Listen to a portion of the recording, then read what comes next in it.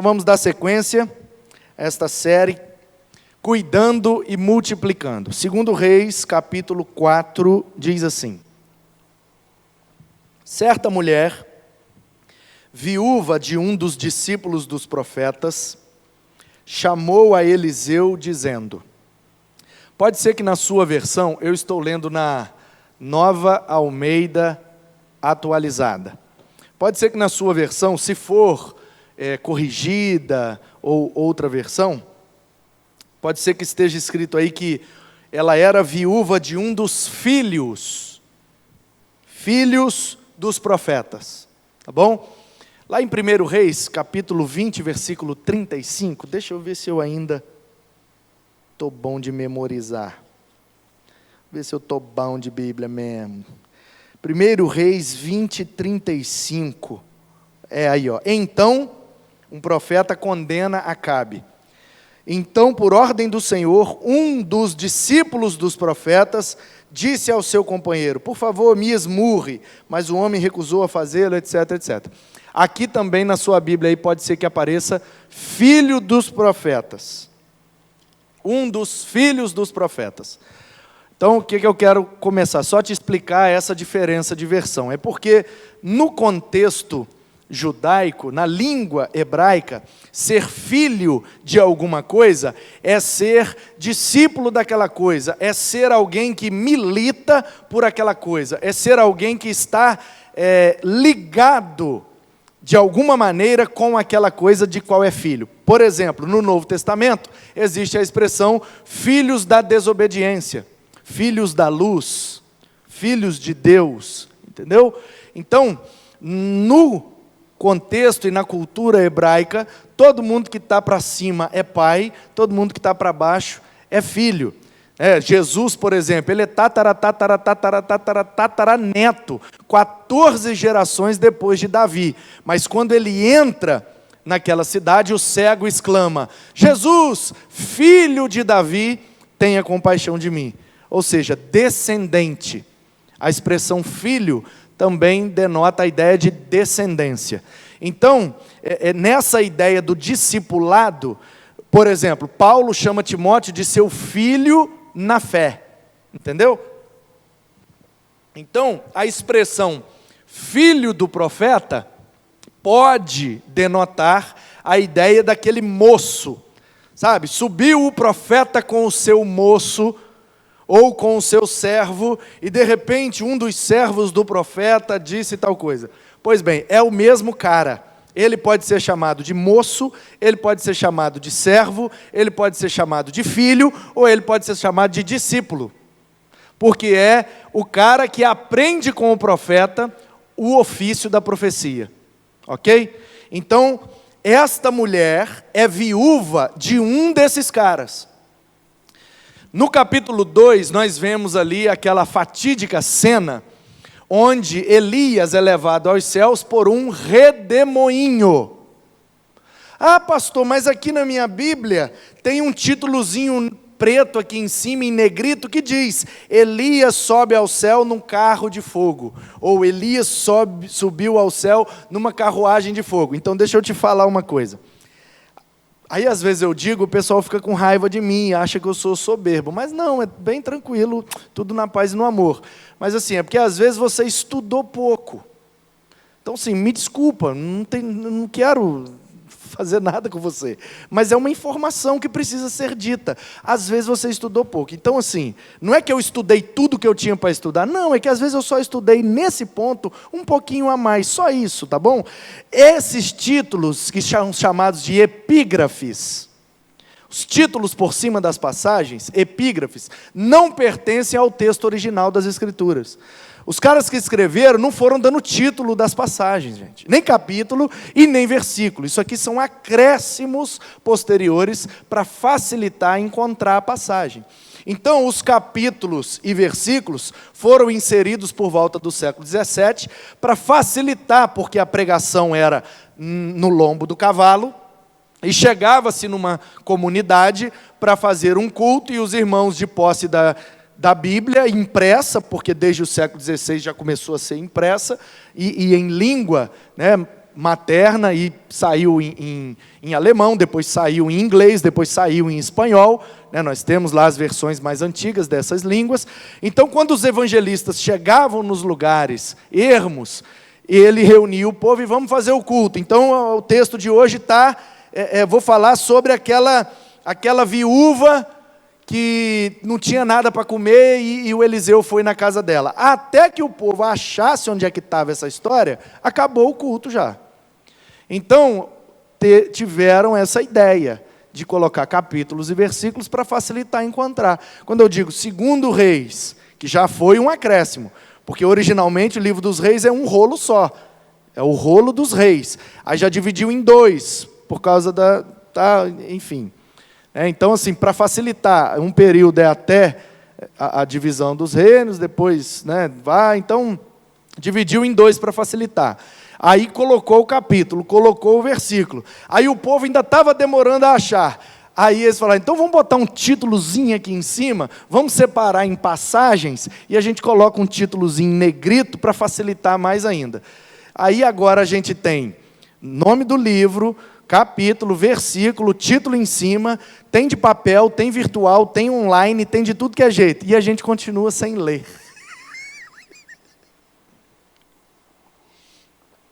Ai, ai. Mas enfim. Então, só para dizer a você, tá bom? Que caso a sua Bíblia de papel, ou até mesmo virtual, tenha aí em 2 Reis capítulo 2, a epígrafe, o títulozinho em negrito, Elias sobe ao céu no carro de fogo. Deixa eu ver se essa Nova Almeida atualizada é da boa mesmo. Vamos ver agora. Eliseu é sucessor de Elias. Agora considerei a Nova Almeida atualizada. Lá em 2 Reis, capítulo 2, versículo 9. Elias é elevado ao céu. Aí gostei, legal. Mas presta atenção, Quando eles tinham passado o Jordão, Elias disse a Eliseu, diga o que você quer que eu faça por você antes que eu seja levado embora. 2 Reis 9. Eliseu disse, quero receber por herança a porção dobrada do seu espírito. Traduzindo, o que o Eliseu disse para o Elias aqui é o seguinte, você é um profeta muito top, você realizou 7 milagres, mas eu quero ser o top das galáxias. Eu quero ser 2 vezes, eu quero ser mais top que você. Como é que faz? Você falou para eu pedir o que eu quiser. O que eu quero é isso. Sendo seu discípulo, eu quero te superar. Porque é assim, quando o discípulo supera o mestre entra para a história. Então, o Eliseu foi ousado no pedido e falou, eu quero ser 2 vezes mais top. Porção dobrada do teu espírito. O espírito aqui é espírito de profecia. É a maneira que o hebreu fala, relacionada ao dom que o Elias tinha, ok? Então, é como se fosse assim, eu quero ser 2 vezes mais usado por Deus do que você. Aí o Elias respondeu, você fez um pedido difícil, ou seja, você está para frente, hein menino? Mas, se você me vir, quando eu for levado embora, será como você pede, porém, se você não me vir, não será assim. Ou seja, se você me ver morrendo, você vai receber o que você pediu. Mas se no dia que eu morrer você não me ver, aí não vai acontecer. Enquanto eles iam andando e conversando, eis que um carro de fogo, ou dependendo da versão, uma carruagem de fogo, com cavalos de fogo, os separou um do outro. E Elias subiu ao céu num redemoinho. É só ler, gente. É só ler que a gente não é enganado. É só ler. Sempre assim. Contrato, exigências, notas, sabe? É só ler que a gente não é enganado. Manual, todas as coisas. Inclusive a Bíblia. É só ler que a gente não é enganado. Então, se na sua Bíblia está o título aí, Elias é levado ao céu no carro de fogo, ou na carruagem de fogo, não é que a sua Bíblia está errada, é que a editora foi na onda, entendeu? Porque existe uma onda de falar algumas coisas que a Bíblia nunca disse. Mas é uma onda, e às vezes a gente até surfa nessas ondas. Quer ver alguns exemplos? Já que eu comecei a falar, agora vamos rasgar logo a taioba de vez. Quer ver um outro exemplo? A glória da segunda casa. Essa eu acho fantástica. A glória da segunda casa será maior que da primeira. E tem música, e tem CD, e tem livro, e tem grupo de WhatsApp. E teve uma vez até uma dona que me procurou, queria largar o marido dela e ficar com um novinho que ela estava paquerando. E eu falei, não, dona, o negócio é o casamento, que Deus abençoe o casamento. Ela, que nada, pastor, a glória da segunda casa será maior que da primeira. Você acredita nisso? Que a dona queria justificar o adultério citando Ageu 2:9. Deixa eu ver se eu ainda estou bom nesse troço aqui. Sofonias, Ageu 2. Confere aí comigo, faz favor. Seja bereano, meu irmão. Confere, questiona. Eu gosto disso. Ageu 2:9. Aí a Nova Almeida Atualizada já dá até uma ajuda hermenêutica. A glória deste novo templo será maior do que a do primeiro, diz o Senhor dos Exércitos, e neste lugar darei a paz, diz o Senhor. Não importa a sua versão, não tem aí segunda casa. Talvez, se é Almeida Revista e Atualizada ou Revista Corrigida, vai estar aí assim, ó, a glória desta última casa será maior que da primeira. Última casa, não é segunda. Ah, mas o templo do Salomão não foi o primeiro e esse foi o segundo? Não, o templo do Salomão foi o de Salomão. Não, mas ele não foi o primeiro? Depende, só porque foi de madeira, de pedra preciosa, você acha que foi o primeiro? E quando Deus se manifestava lá no deserto, no tabernáculo, então não era templo? E agora que Deus se manifesta em nós e através de nós, não é templo? Bota a sua cuca para pensar. Não é porque foi o mais glorioso, não é porque foi o mais top da história da humanidade, nunca haverá mais um templo igual aquele. O Edi tentou fazer a réplica, da cópia, que foi uma obra milionária e não chega aos pés. Então, o de Salomão não é o primeiro, gente, não é o primeiro, nem esse aqui de Zacarias, porque o Ageu, é contemporâneo lá do Zacarias, que é o sacerdote, que voltou e tal, e está dando uma moral reconstruindo o templo, enquanto Neemias dá uma moral reconstruindo os muros, certo? Então não é porque esse templo de agora foi depois do de Salomão, sabe? Que o de Salomão é o primeiro, e esse aqui do Zacarias é o segundo. Aí então o de Herodes é o terceiro. E depois do de Herodes nem teve mais, porque Jesus falou, não vai sobrar nem pedra sobre pedra, e já era. Então, aquele templo ali, na verdade, era mais um, entendeu? Porque Moisés fez o tabernáculo lá, no deserto. E antes disso, Abraão, Isaac, Jacó, adoravam nos montes. Botavam um monte de pedra lá, e botavam um animal, e Deus manifestava a sua glória, e falava com eles, e recebia a adoração deles, e orientava-os. Então, tá bom? Só para abrir um pouco a sua compreensão, e te mostrar. E tem vários outros, tá? A glória da segunda casa, Elias subiu para o céu no carro de fogo, o Senhor é meu pastor, e nada me faltará. Tem esse e não, gente, são duas frases, como é que eu ensinei ali no instituto, como é que é isso? É um paralelismo sinonímico. O Senhor é meu pastor, nada me faltará, ok? Está colocando as frases em paralelo como se fossem sinônimos. Já que o Senhor é meu pastor, nada vai me faltar. Então, qual mais? Aí tem vários, era Saulo e virou Paulo depois que converteu, e mais um monte de coisa. Uma vez eu cataloguei, foram 43, se eu não me engano. Eram 38, depois eu fui descobrindo mais, acho que o total eram 43. E a gente fez até uma série de estudos, o Abner lembra, tá na Bíblia, era o tema do estudo. Acho que foram umas 5 ou 6 semanas, só com essas expressões que eu cataloguei, que a gente fala como se tivesse na Bíblia, mas não tá bom? Então essa do Elias é uma. Então, para que eu voltei aqui e tive que te explicar isso? Só para aguçar a sua curiosidade, para você se apaixonar mais pela Bíblia, para você ler mais, estudar mais, não deixar que ninguém te engane, tá bom?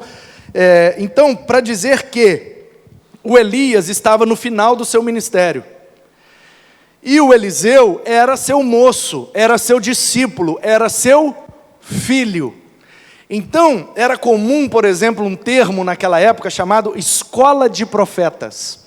Um profeta tinha os seus alunos, como se fosse ali a sua escola. Todo profeta tinha os seus moços, os seus discípulos, aqueles a quem ele caminhava junto para ensinar o ofício profético. É o processo de discipulado. Quando Deus coloca alguma coisa em alguém, Ele coloca para que esse alguém reparta com os que estão de perto. E aqueles que têm aquela mesma unção, aquele mesmo propósito, aquela mesma vocação, o Espírito faz com que eles se aglutinem para aprender uns com os outros para exercer melhor aquele ministério.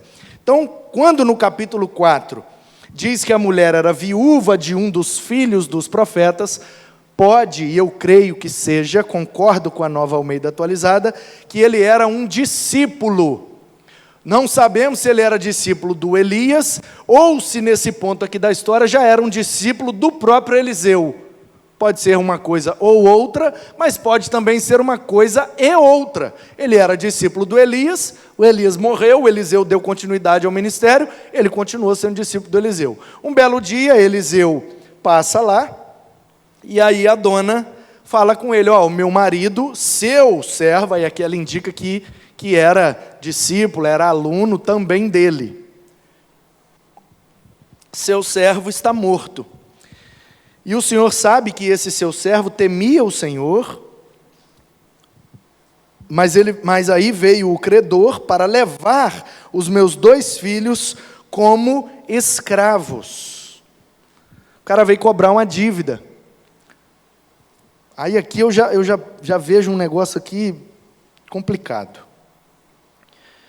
O cara era servo de Deus, temia o Senhor, aluno de profeta, mas ele estava com uma dívida na rua. E ele botou a mulher dele numa situação complicada.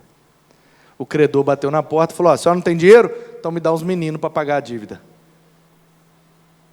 Então isso aqui já me acende uma luz, eu nem vou pregar sobre isso não, mas só porque a luz acendeu eu tenho que apagar. De que homem de Deus, servo de Deus, discípulo de profeta principalmente, não pode ficar com dívida na rua, porque senão a gente morre e deixa a família da gente com complicações. Aí, Eliseu perguntou à mulher, o que eu posso fazer por você? Diga-me, o que é que você tem em casa? E essa pergunta eu acho fantástica, por quê? Porque quando a mulher diz, olha, o meu marido morreu, ele é discípulo seu, servo, filho, seu aluno, você conhece bem ele, você sabe que a nossa condição estava complicada, ele deixou a gente cheio de dívida, quase que eu tive que dar os meninos para pagar a dívida. Como é que você me pergunta o que é que eu tenho em casa? Se eu disse que eu não tenho como pagar a dívida, que eu quase perdi os meninos por causa da dívida, está subentendido que eu não tenho nada. Mas ainda assim, o profeta pergunta, o que é que você tem? Eu também não vou pregar sobre isso não, mas acendeu uma luz aqui, deixa eu só apagar. Ninguém tem tão pouco que não tenha nada que possa colocar à disposição de Deus. Ninguém tem tão pouco que não tenha nada que não possa colocar à disposição de Deus. Você tem. Ah, pastor, não sei por onde começar. O que é que você tem na mão? Eu não tenho nada. Tem sim, você está assistindo aí num celular ou num computador. Já começa por aí. Ah, pastor, está me faltando isso. Mas o celularzão está aí em dia, smartphonezão, né? Por que você não vende o celular e compra o que está precisando e paga as dívidas e anda de cabeça erguida? Você não precisa ter celular, você precisa ter dignidade. Ah, mas eu não tenho para começar. Tem sim. Tem essa meia dúzia de tênis aí, bota esses tênis para vender, anuncia no OLX, né, Leandro? Vende. Anuncia, vende, junta, faz dinheiro. Esses dias eu vi um vídeo de uma menina lá do interior do Maranhão. O vídeo tem um teor político, eu não quero entrar nesse mérito, vocês sabem que eu não mexo com isso, quero trazer a ilustração para o fato bíblico aqui. Ó. O Eliseu perguntou para a mulher, o que é que você tem? Na cabeça dela, ela não tinha nada. Porque ela falou para ele, vieram pegar os meninos para pagar a dívida. O jeito que ela falou com o profeta, já subentendia-se que ela não tinha nada. Na mente dela, ela não tem nada. Mas o Eliseu pergunta, o que é que você tem? A mulher lá no interior do Maranhão, agradecendo o auxílio. Ela com a mangueira na mão, regando um quintal assim, um quintal enorme, cheio de coisa plantada. Pelo que eu vi, era cebolinha, salsinha, couve, coisa de horta, né? E ela com a mangueirona regando assim, uma horta gigante. E aí o teor do vídeo era político, eu não quero entrar no mérito, mas ela estava agradecendo um benefício que ela recebeu do governo, e que ela foi lá na loja e comprou tudo em semente, em adubo e tal, e fez uma horta, e agora ela estava trabalhando, e ela estava ali molhando com expectativa, porque na próxima semana ela já podia colher e levar para a feira para vender. Eu não tenho nada, esse auxílio que eu recebi é uma mixaria, isso aqui eu vou torrar numa semana, não serve para nada. Mas a menina lá teve visão. Às vezes ela está comendo só polenta, de fubá puro. Porque ela resolveu pegar um dinheiro que tinha para investir num negócio. É pouco, mas o pouco multiplica, meu irmão. Há um tempo atrás viralizou o vídeo aí do vendedor de água lá do Rio de Janeiro. O cara já escreveu um monte de livro, já palestrou até em Harvard. Como é que é o nome daquele menino? Rick Chester, né? Pega a visão, isso aí. O nome do livro é até esse, Pega a Visão, né? Palestrou em Harvard. Você não... Ele ensina lá no vídeo. Você não tem dinheiro? Você está em crise? O país está em crise, beleza. Você pega R$10 emprestado, vai lá, compra um fardo de água, compra um gelo, não sei o quê, papapá, vai lá e vende a água. Depois você paga o dinheiro emprestado e compra mais gelo, e compra mais água, e vende, compra mais gelo e mais água, mais água, daqui a pouco você tem R$1.000. Aí no final do vídeo ele faz a pergunta para mim que valeu toda a história. Ele vira e fala assim, você não quer vender água não? Então não é o país que está em crise, é você, meu amigo. Porque tem gente que quer ganhar muito, mas quer trabalhar pouco, né? Como é que fecha a conta? A não ser que seja ilícito, a não ser que seja ilegal, que não é o que nós estamos falando aqui, para poder ganhar bem, tem que trabalhar bem também. Meu amigo, em qualidade e em quantidade, não tem jeito. Quanto mais você estudar, menos você vai sofrer, mas vai ter que trabalhar muito também. Talvez você não vai pegar peso, mas você vai ter que tomar decisões, você vai ter que... Entendeu? Então, assim, o que eu aprendo aqui já de cara é isso. A gente sempre acha que não tem nada. E o profeta fala, vê aí o que é que você tem. Aí a mulher vai lá e fala assim, olha a resposta dela. Olha como é que ela é autossabotadora dela mesma. A própria resposta dela já denuncia que ela estava na situação que estava porque ela estava com a cabeça ruim. Ela diz assim, esta sua serva não tem nada em casa. Aí os tradutores do português, para ajudar na nossa interpretação, colocam uma vírgula. No original não tem, mas não tem nada em casa, vírgula.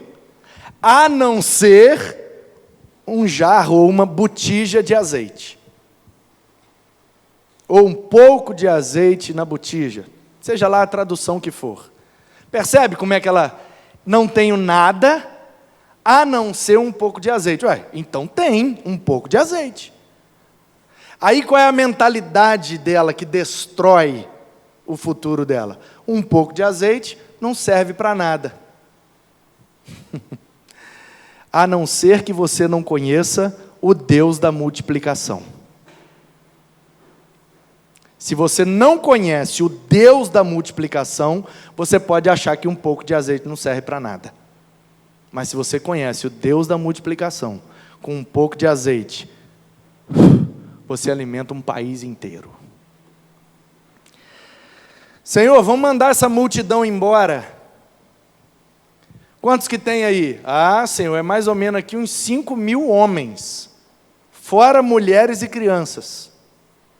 E nem que a gente tivesse aqui umas 200 padarias, não daria conta de dar um lanche para essa galera. Senhor, o sol já está se pondo, E a gente não tem condição de dar comida para todo mundo, o lugar aqui é deserto, nem que tivesse aqui uns 5 supermercados, não daria. É 5.000 homens, fora mulher e criança.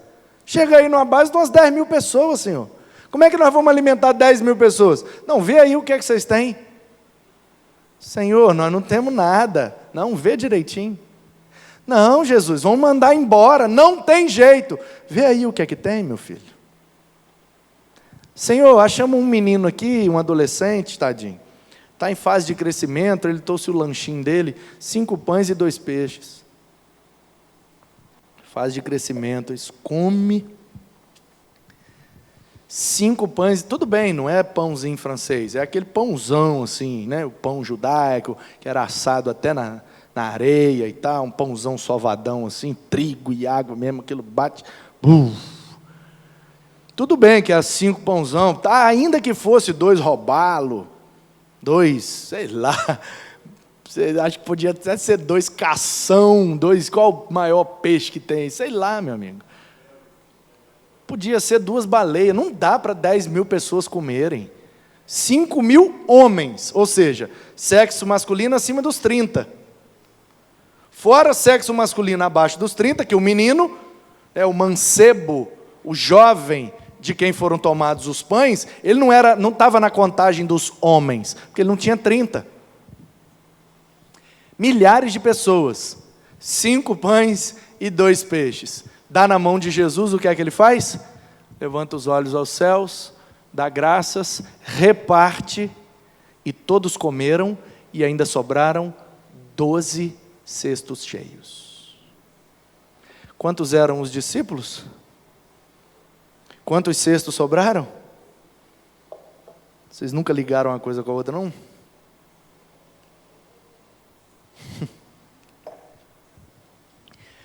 Coisa minha, da minha cabeça, mas pode ser que Jesus, de forma irônica, está dizendo assim, vai cada um carregar um cesto para largar de ser incrédulo.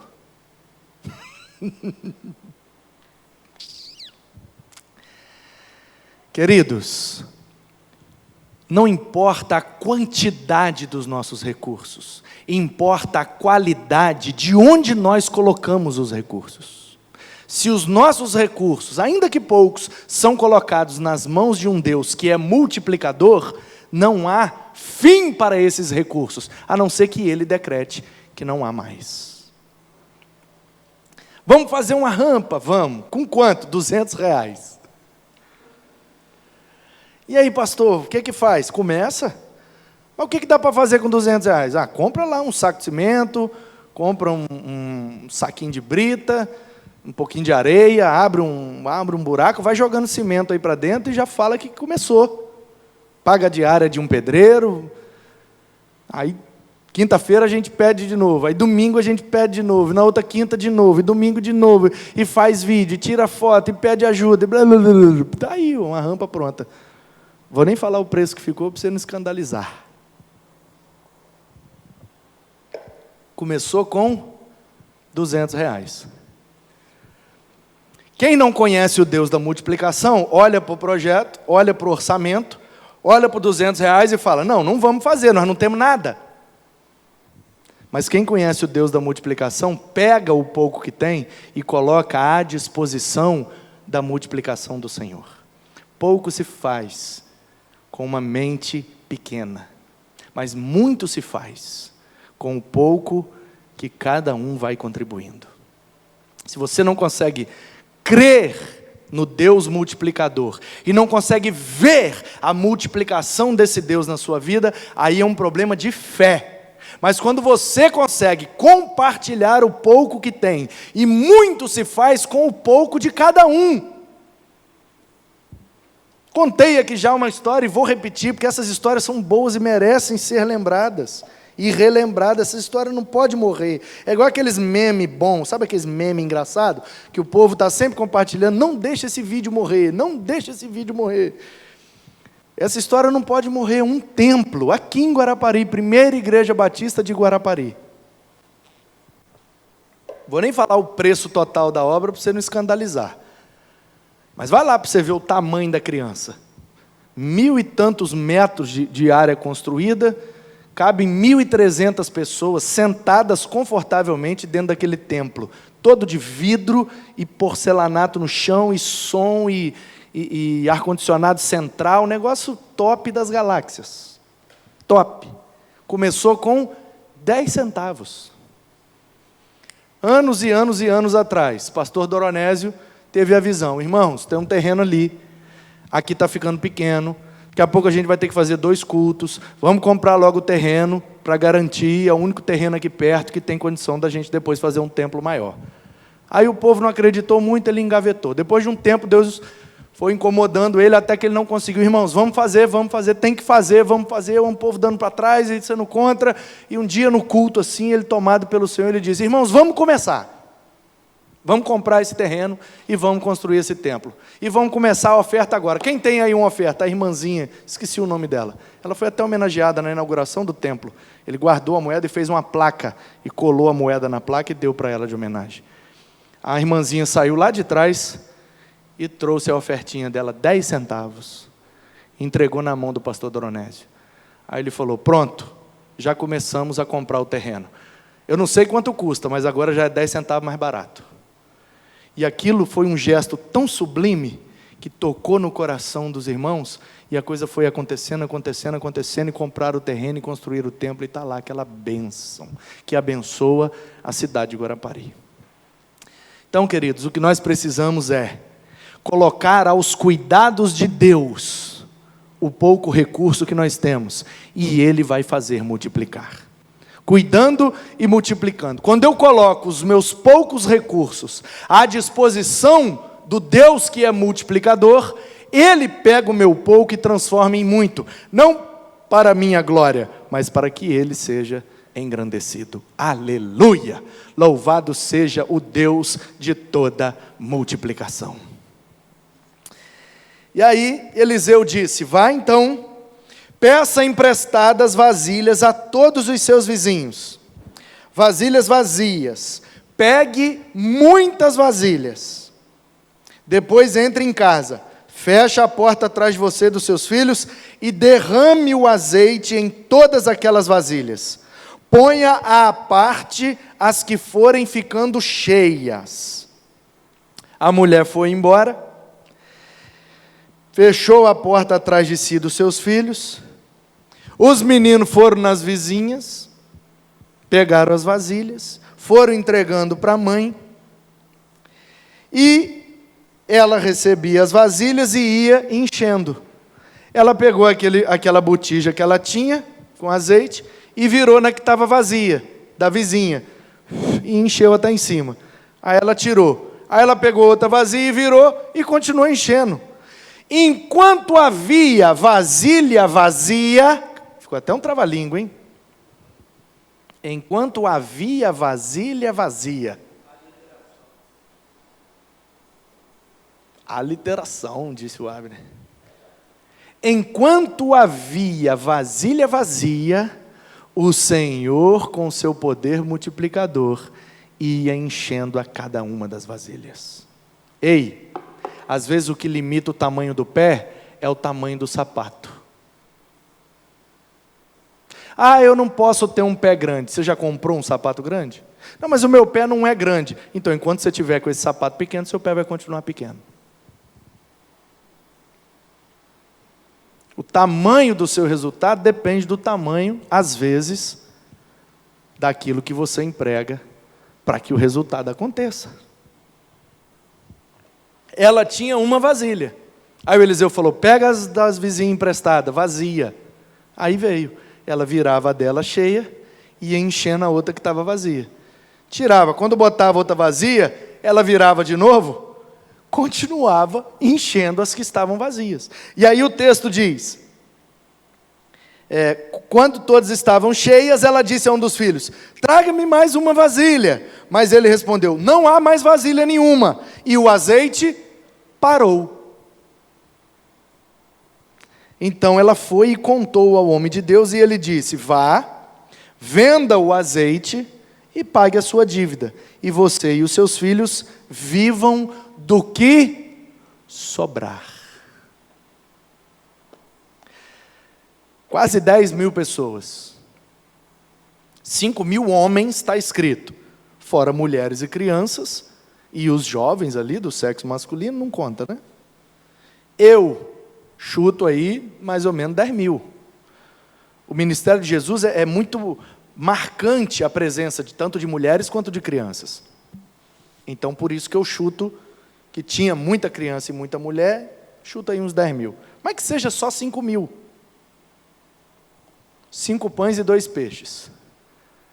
Milhares de homens, famintos, o dia inteiro ouvindo Jesus pregar. 5 pães e 2 peixes. Todo mundo comeu, e diz o texto, ainda sobraram 12 cestos cheios de pedaços de pão. A mulher não tinha nada, mas o pouco que ela tinha, ela colocou à disposição de Deus, mediante a orientação do homem de Deus. Não subestime o poder de Deus através da orientação de um homem de Deus. Não subestime. Deus pode multiplicar, Deus pode fazer proezas. Portanto, uma mulher que estava em dívida, quase a ponto de perder os seus filhos, encontra-se com um homem de Deus, que para cuidar dela, apresentou a ela a possibilidade da multiplicação de Deus. Ela pegou o pouco que tinha e colocou à disposição, e Deus honrou, e através da orientação daquele homem de Deus, de um profeta, a mulher teve êxito, viveu o milagre, pagou sua dívida e ainda viveu com o que sobrou, porque é assim que Deus faz com o que a gente coloca nas mãos dele. Ele faz para suprir o nosso e ainda dá mais, para que a gente possa suprir aos que estão ao redor. Deus sempre faz para sobrar, porque ele é um Deus de bênçãos abundantes. Um Deus que criou um universo desse tamanho. Os caras não descobriram ainda qual é o tamanho do universo. E aí joga para a infinitude. Um Deus que cria um negócio desse, agora já estão falando até em multiversos, né? Não é só esse, tem outros, do tamanho ou maiores que esse. Você acha que um Deus, ou melhor, o Deus, que cria um negócio desse tamanho, vai multiplicar para cuidar de nós com mixaria? Irmãos, o nosso Deus não é o Deus da mixaria, o nosso Deus é o Deus da multiplicação. Ele pega 5 pães e 2 peixes, alimenta milhares e ainda sobra 12 cestos. Ele pega uma botijazinha de azeite, enche um monte que dá para vender, pagar a dívida e viver, ela e os filhos, só com o que sobrou. E se tivesse mais vasilha, você viu, se tivesse mais vasilha, teria mais azeite. Às vezes a gente não tem muito, porque a gente limita, com nossa falta de fé, o poder multiplicador de Deus. Não coloque limite, coloque fé, e os seus recursos à disposição do Senhor. E você vai ver Ele cuidar de você, através da multiplicação. Deus tem prazer em multiplicar o nosso recurso, porque quando a gente vê o recurso multiplicado, a gente não consegue fazer outra coisa a não ser adorá-lo, glorificá-lo e testemunhar de que foi Ele quem fez aquela multiplicação. Portanto, cuide dos seus recursos, para que Deus possa multiplicá-los. Coloque-os na mão certa, coloque-os na direção certa, na orientação correta.